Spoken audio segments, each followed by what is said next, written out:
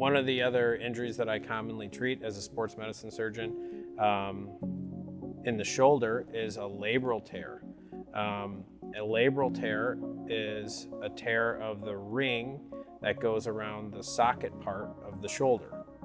The shoulder, unlike the hip joint, is not so much a ball and socket in as much as it's more of a golf ball on a golf tee.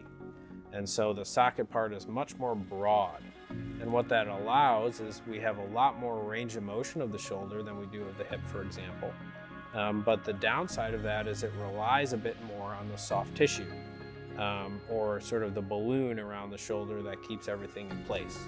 And that balloon is anchored at that ring called the labrum.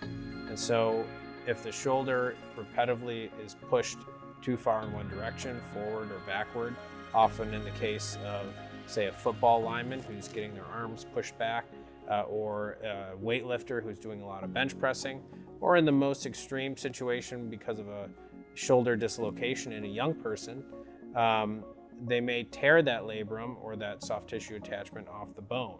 And if that happens, it doesn't necessarily mean that they need a surgery. If they're very young, they will tend to have recurrent problems and would probably benefit from a surgery. If they're in their 20s, 30s, 40s, we would probably start off doing a little bit of physical therapy.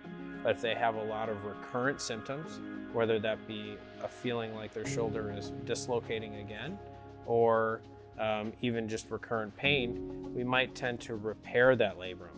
And we do that by minimally invasive surgery called an arthroscopy, where we look in with a camera and some instruments, and we put some anchors in the bone, which are kind of little plastic screws that have stitches attached to them, and we pull that labrum back down to where it's supposed to be to let it heal in the right spot. And most of the time when we do that, the people are able to get back to doing what they like to do, whether that be working or sports, in about 4 months or so from their surgery. And it does involve doing a little bit of physical therapy, but generally people have pretty good outcomes.